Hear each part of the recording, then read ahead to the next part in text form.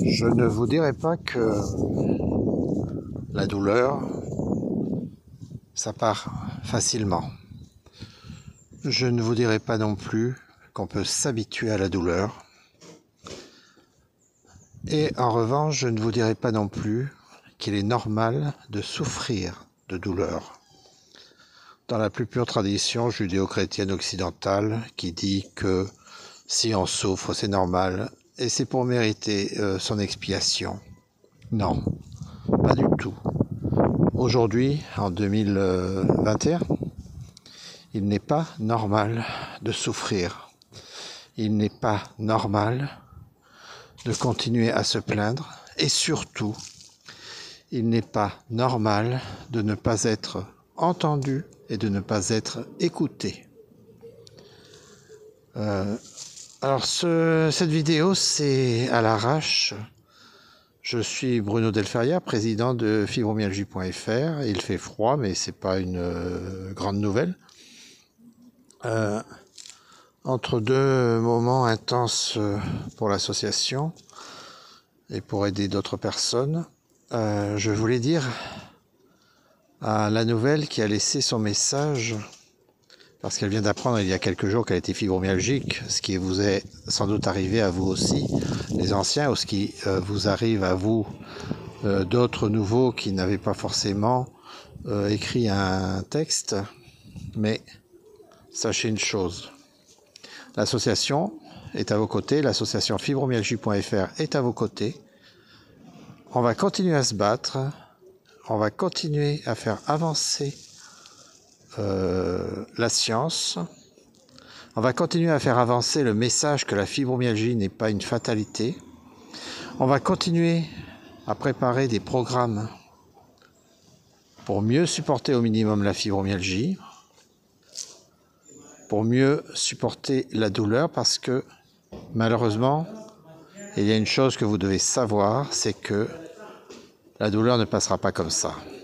Il peut y avoir des rémissions, ce qui veut dire que vous pouvez avoir moins mal, ou même ne plus avoir mal pendant un moment, de quelques jours à plusieurs mois, ou même à plusieurs années. Mais à un moment donné, la fibromyalgie revient. On ne sait pas pourquoi, on ne sait toujours pas pourquoi, on ne sait toujours rien sur la fibromyalgie.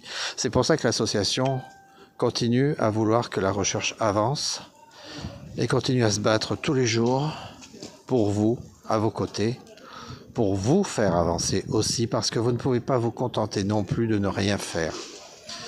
Et nous allons continuer, et j'espère avoir des nouvelles l'année prochaine, tout début d'année prochaine, pour vous donner un peu un sentiment d'espoir.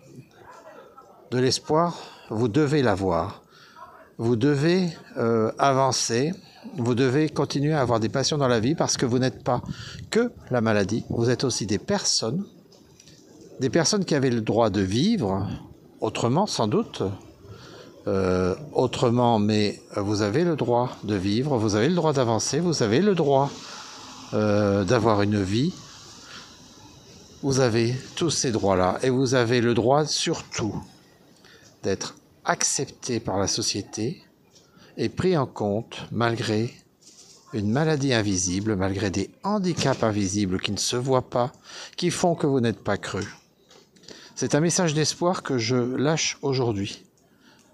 Nous allons continuer ensemble, avec vous les anciens, avec vous les nouveaux, et malheureusement avec vous les futurs nouveaux, jusqu'à ce qu'on trouve un vaccin pour cette maladie. Et j'ai, à mon avis, toute espérance pour qu'un jour ce vaccin soit trouvé, même si la fibromyalgie n'est pas aujourd'hui une priorité pour qui que ce soit au niveau des États, mais un jour on trouvera, parce qu'on ne va pas lâcher. On ne va pas lâcher.